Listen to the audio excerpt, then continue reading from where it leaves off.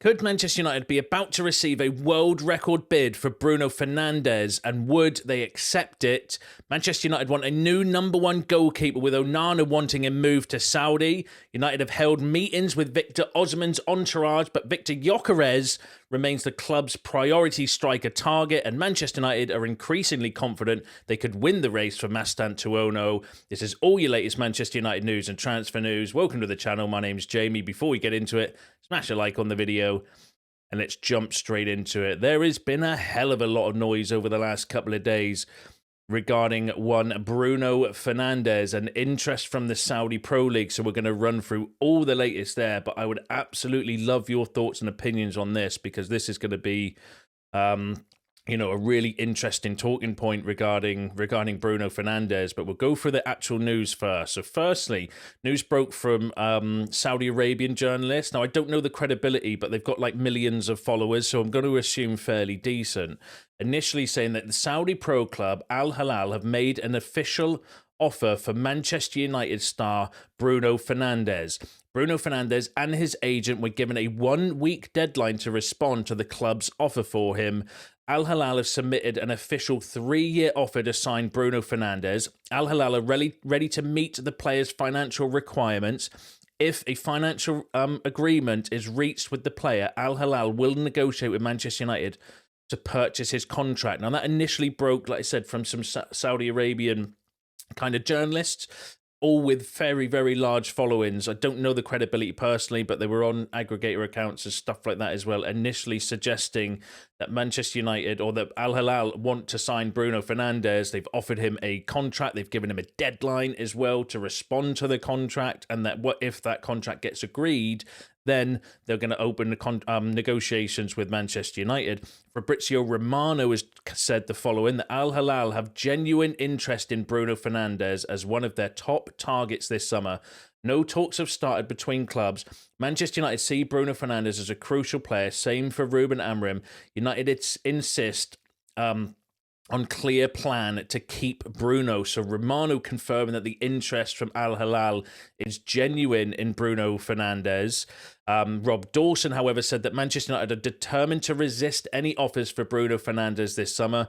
Fernandes is content at United after developing a strong relationship with Ruben Amorim.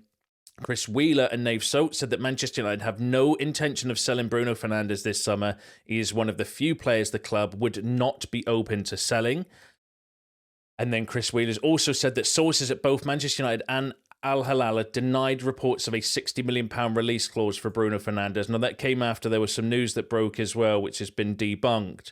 That when Bruno signed his contract last summer, there was rumours of a release clause of £60 million in there, but that apparently is not the case, which is good.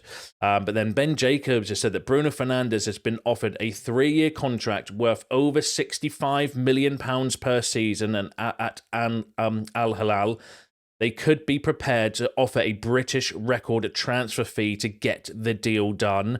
Now, that's insane money, because in the report, Ben Jacobs did say the current record is Caicedo to Chelsea, but I actually think, is it not Coutinho to Barcelona? Is that not the British transfer record for a sale? Like £150 million, wasn't it? Coutinho to Liverpool. I know Caicedo was expensive, 115, but if it's a record transfer, it's got to be higher than the record at the moment, and I'm pretty sure that that's Coutinho to Liverpool. That is insane money. Chris Wheeler also did a report saying that it was between 80 to 100 million pounds a year as well they were preparing to offer Bruno Fernandes, which works out roughly to like 1.25 million pounds per week as well. So according to the reports, there is genuine interest from Al Hilal in Bruno Fernandes, and they are prepared to throw absolutely ridiculous money at the deal, not just for United, but also in terms of salary and wages for Bruno Fernandes.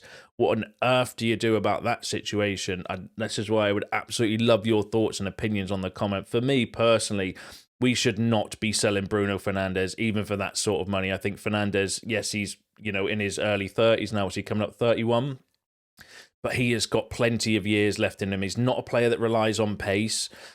He's not a player that he's never injured. He plays every single minute of every single game when and is constantly available, and is our best player. And I don't think rebuilding the club should begin by selling your one. He's our genuine world-class player, in my opinion, Bruno Fernandes. I think he gets in any team in the world. And I do not think for a second we should be selling Bruno Fernandes. Not when we've got we can make money by selling other players if it's about the money, which I don't necessarily think it is. The question would be, would Bruno want to stay, especially if we don't get Champions League football? And could Bruno himself refuse that sort of money? Because if someone's waving £1.25 million per week at your nose, who's going to turn down that sort of money? It's a really interesting kind of talking point. I just genuinely don't think we could find. You can't replace Bruno. He's irreplaceable in my opinion. I don't think there's players out there that are doing anywhere near his sort of numbers. He's the most creative. He's got 19 goals and 18 assists this season, and he is up there. He's always the top midfielder in Europe that's creating chances for others as well. Like, imagine his numbers if we had good forwards that he was playing the ball to as well. Like, we're going to get Cunha to come in.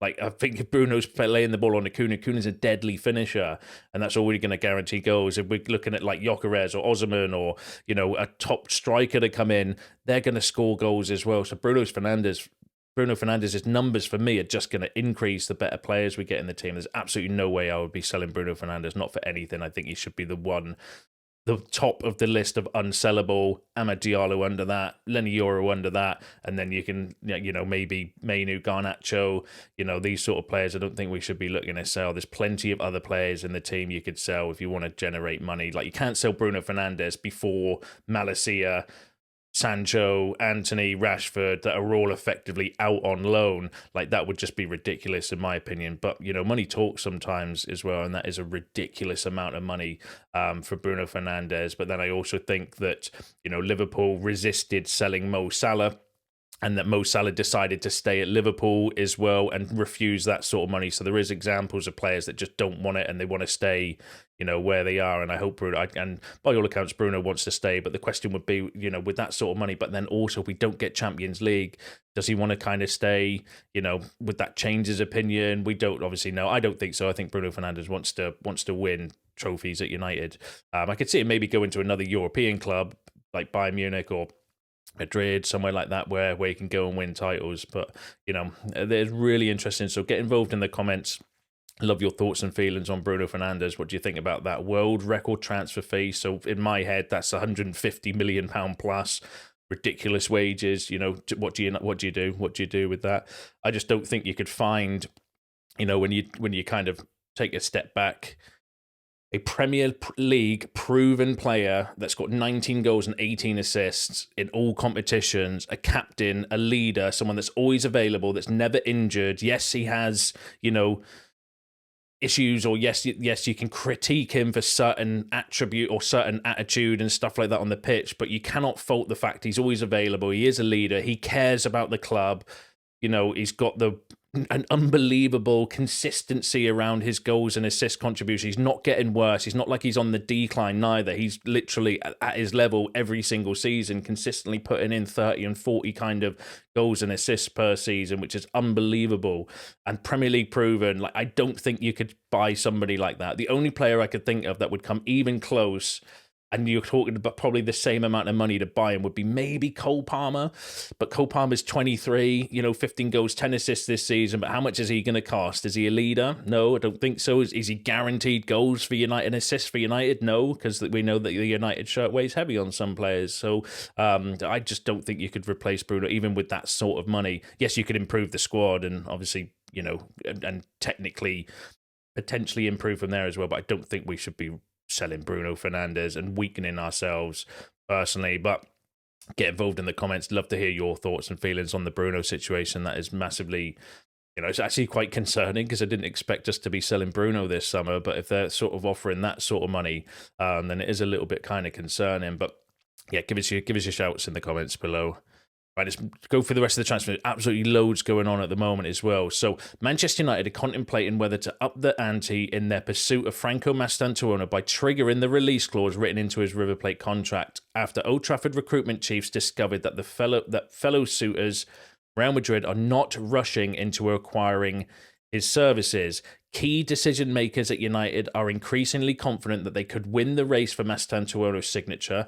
Manchester United could make contact over a potential deal for Mastantuono because he fits the bill as they aim to continue bringing in highly rated youngsters. Now, that came from Dean Jones and Danny Rust, who are decent sources, suggesting that United, are increasingly confident of going for Mastantuono. They're considering activating his release clause as well. Now, that would be a smart move. If you want to eventually replace Bruno in the future, bring someone in a bit younger to kind of learn off and develop with and train with, play with, do you know what I mean, and see what it's all about. And Mastantuono would maybe be one that you and eventually you have the plan then to replace Bruno in the future. But I don't think just selling him when you've not really got anyone else to kind of come in would be sensible at the moment. But that's really interesting. We know Mastantuono is a player of interest. There are, reports he might be wanting to stay at River Plate and then potentially wait for another year for Real Madrid.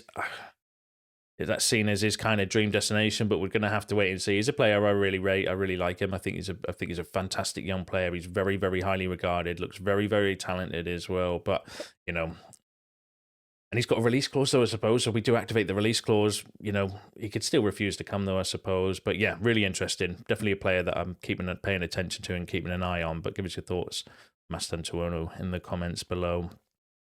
Now, we know the other area of the pitch we're looking to strengthen is the striker. So Santi, who's a fairly decent source actually, can be a little bit hit and miss though, but is a decent source. Said that Manchester United's priority striker target is Victor Gyökeres. If they win the Europa League, there is a 4-man striker shortlist which also includes Victor Osimhen, Liam Delap, and another European striker. So he didn't name any names there. I mean, Ekitike, ones we've been linked with. Sesko's the other one. Samu Agihawa is another one we keep getting kind of links to as well. Could be somebody completely random. In that kind of Jonathan David's another one potentially, but although the noise around him's gone very, very quiet recently, linking him with United, because I think did Laurie Whitwell not come out and say that Jonathan David and Angel Gomez are not on United's list because they see other free agents as more suitable as well. So it's kind of a bit quiet for those that want Jonathan David to come in. It is a little bit quiet on that. Doesn't mean it's not going to happen. It just means it's gone really quiet with that news at the moment. But interesting from Santi saying that Gyökeres is Man United's #1 target if they win the Europa League, which is interesting because it's weird, the striker situation, because the credible reports, Romano, Laurie Whitwell, David Ornstein, Liam Delap is United's #1 priority striker target at the moment. The reports are that we don't know at this stage if Delap wants to come to United. So but then if we get Champions League football, maybe Gyökeres would become our #1 striker target. But then we don't know whether Gyökeres would want to come to United without Champions League. So it's a bit of a weird situation, the kind of striker. And we just need to wait and see, because if we win the Europa League and get in the Champions League, then potentially it would changes a lot around our summer transfer. But I do think United are planning ahead even without that, which is maybe where we're getting the Delap's news from. But who knows? It's just really kind of, it changes, it flip-flops from day to day, the striker news. But Santi saying that Gyökeres is United's #1 priority. But then he also said that a meeting took place today, this was yesterday, between Manchester United and Victor Osimhen's entourage. Osimhen is very interested in joining United. He wants a salary of 12 million euros per year. Now, Santi not specific on that, because I've seen a lot of reports and a lot of people and suggesting that 12 million euros is not the end of the world for United. It works out to roughly about £200,000 per week, because it's not clear if that's net or gross. So net is his take-home pay, gross is his annual pay, and in the UK you'll get charged about 50% tax if you're earning over a certain amount, which most footballers, Premier League footballers, will be. But if we go back to Romano, and this is what I was saying before, brought you this news ages ago, saying that he wants the same salary he's earning at Napoli, 12 million euros net. plus commissions and his £75 million release clause. No English club is ready to pay him €12 million net. So Romano has already kind of said this. I've already broke this story. This is why on here we always say about Victor Osimhen, the problem with Osimhen is his wage demands, because €12 million net works out to around £375,000 per week United would have to pay him, with the conversions from euro to pounds and the tax. So net is his take-home pay. So for him to take home €12 million, which works out to about £10 million, we'd have to pay him £375,000 a week, and then they take the tax off, and then he takes home about 200 grand a week. That's roughly how it kind of works out as well, which has always been the problem with Osimhen, which is what we've been saying here, and you've been saying in the comments as well. The problem with Osimhen is the wages. It's not he's got a release clause, which I think is a good price for a striker of his kind of quality. I do think we would pay him top dollar as well. I do think we would make him amongst the kind of highest earners, but that would instantly put him as the highest earner. Then what do you do with Bruno Fernandes? Do you have to then give him a new contract, but then does Bruno Fernandes get his nose turned up and like, well, hold on, I want more money? And the club are like, well, we can't afford to give you more money. So he's like, right, okay, well, I'm off to Saudi. It creates so many problems if you start breaking your wage structure. Plus the wages is actually more important for PSR than the transfer fees, because the transfer fees can be spread out over the length of contract of a player, whereas wages can't. So it actually benefits us from a PSR perspective to lower the wage bill, which is what most teams are trying to do as well. And that's the problem with Osimhen. But going back to the kind of story, apparently a meeting has taken place between United and Victor Osimhen's entourage. So whether they're still trying to kind of negotiate the contract down, maybe you do get it down, and can you not put bonuses in for goal scoring and stuff like that as well, as a way to kind of increase it but incentivize it as well, so that actually, yes, we will give you a bit more money or more closer to what you're kind of earning, but it's got to be done through incentives. So if you score goals, you get more money, which is what most players have in, like, they all have clauses like that in their kind of contracts and stuff. So can we not do something like that potentially? But will he accept it? No, who knows? But I did hear that the Saudi Pro League offer for him was about £750,000 a week as well. So again, it's up in the air, the striker situation. Just to kind of summarise where we're kind of at with it, the reports are Delap still believed to be our number one target. So our number one target is Liam Delap. The problem is we don't know if Liam Delap wants to come to United. Apparently he's waiting to see where teams finish and who's in Europe and who's in Champions League and stuff like that as well, which is maybe causing United to be a little bit nervy, where they're like, well, hold on, what if he doesn't come? Who's our alternative? So they've reached out to, Gyökeres, Osimhen, and are still looking at these other kind of strikers. Maybe they're looking at it to say, well, if we get Champions League and that increases the budget, could we maybe get one of these players in as well? So a lot of it's kind of up in the air. Santi's saying that Gyökeres is United's preferred choice if we get Champions League football, but then saying we're talking to Osimhen. It's very confusing what's kind of going on.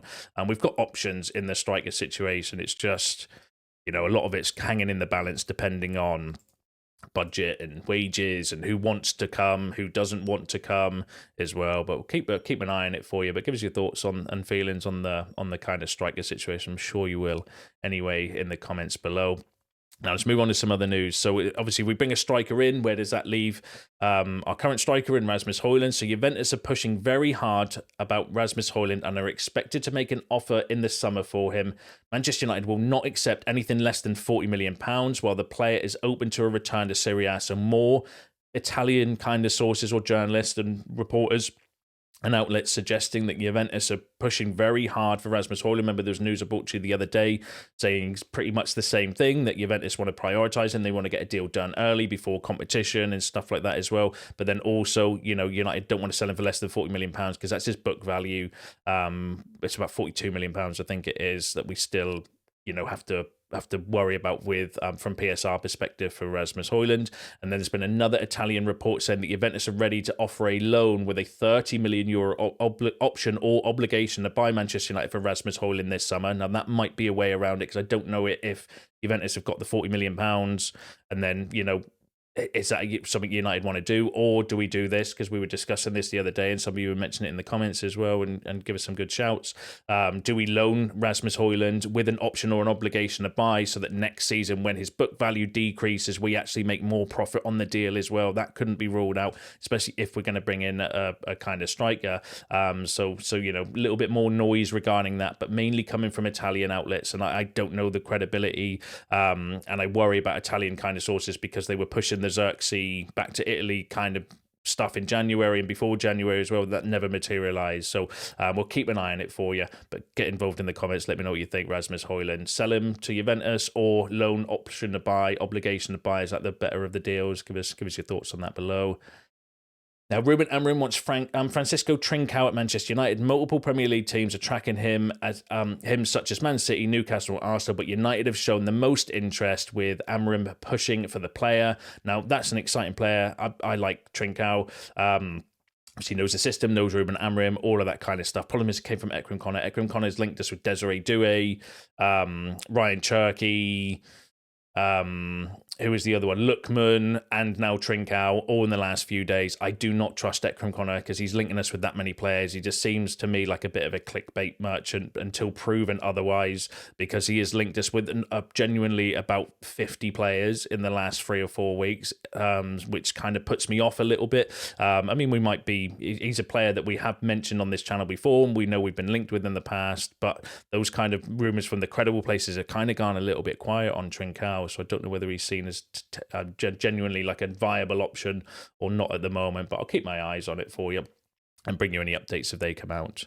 Now let's move on to the goalkeeper situation. So Manchester United have added Torino goalkeeper Vanja Milinković-Savić to their shortlist for a new goalkeeper. Initial contacts have taken place and he is among the candidates for next season. United are waiting on the price tag and more. So that came from Fabrizio Romano saying that we are interested in Milinković-Savić. He also said that Milinković-Savić would be keen on a return to Manchester United. It all depends on United's decision and Torino's price tag, with Vanja wanting to know more. So that's really interesting.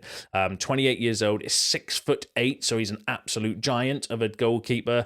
Signed for us in 2014, I think it was, but couldn't stay. I think it was something to do with visa permits or some kind of issue like that at the time. Some reports are saying that his fee could be around 20 million euros, so wouldn't necessarily be a goalkeeper that would break the bank. Is a really interesting profile, a goalkeeper, good shot stopper. Would be a really, really kind of interesting kind of profile. Fits within what we've been kind of told, because the reports around the goalkeeper is we don't know at this stage if we want a first choice or a second choice goalkeeper, because we don't know if Onana's going to stay or if Bayenda's going to go. And it's kind of like a little bit like the striker situation where there's multiple different reports, conflicting stories saying different things. We do know that we are interested in a goalkeeper, though. It's just don't know whether we're going to get a younger profile to bring in as a backup to Onana, or if we're looking at a number one to replace Onana. We don't know at this stage, but I would kind of suggest that with Savić, that would be one that would definitely push Onana at the very worst to come through. But interestingly, on André Onana, Santi has said that André Onana has asked his agent to find him a club in Saudi Arabia. Manchester United want a new number one goalkeeper. I do remember, though, Santi the other day did a story saying that a Saudi Pro League team, I can't remember who it was, made a bid or made an offer for André Onana, but that was debunked literally the next day by Ben Jacobs and Chris Wheeler. So that's one, yes, it's exciting because I do think we need a new goalkeeper. I just don't know if it's the priority for the club, because all the reports are saying, nope, striker, 10, midfielder, defender, goalkeeper maybe as the kind of bottom of the priority list. But again, that might change if Onana decides to go. Then we do need a new number one goalkeeper. And then going back to the previous report, does that mean that Milinković-Savić is seen as an Onana replacement? Who knows? It could just be, clickbait. Could be someone bandwagon jumping as well. But Santi's a decent source. But when he did do a story recently on Onana in the Saudi Pro League, it was kind of debunked by Chris Wheeler and Ben Jacobs not too long afterwards as well. So it's an interesting one. Keep an eye on it for you. I mean, I do think that would make perfect sense, in my opinion, if you could sell Onana to the Saudi Pro League, get a little bit of money, and you'd only need to get, 10, 15 million or something like that in to be able to then afford Milinković-Savić, and that makes perfect sense in my opinion, because I would take any goalkeeper at the moment, because the goalkeeper situation is terrible, and the answer is not Bayinda. I think we can kind of you know, well, I can anyway, in my opinion, collectively say that Bayenda is not the solution to our goalkeeper problem. And interestingly, the Muppeteers said that Manchester United have made signing a new goalkeeper a priority. André Onana leaving is becoming more possible. United are looking at keepers. And just on the keeper situation, Manchester United are expected to offer Tom Heaton a new one-year deal. He's a popular member of the dressing room, part of the leadership group, and is valued by Ruben Amorim. That came from Time Marshall in the Manchester Evening News. Did bring you that the other day, those suggestions that Tom Heaton might be getting a new one-year contract extension because, you know, replacing 2 or maybe 3 goalkeepers in this window is a lot for us to do, takes up a lot of our kind of time, effort and budget. If we keep Tom Heaton for another year, I'm cool for that because he fits the homegrown quota and he is highly regarded behind the scenes as well. I do think when you're going for a rebuild, you need somebody, you need some stability in the leadership group and stuff as well. But then interesting as well, potentially, so according to those reports, Onana's told his agent to find him a move to the Saudi Pro League, and Romano saying that we are looking for goalkeepers and that Milinković-Savić is on the list of goalkeepers as well, and that Savić would want to come back to United as well, which is really interesting. So give us your thoughts and feelings on the goalkeeper situation in the comments. Give us your thoughts on all the other topics discussed in today's video, because that's you all up to date with the latest Manchester United news and transfer news. Smash a like on the video on your way out. Subscribe to the channel if you are new. See you in the next one.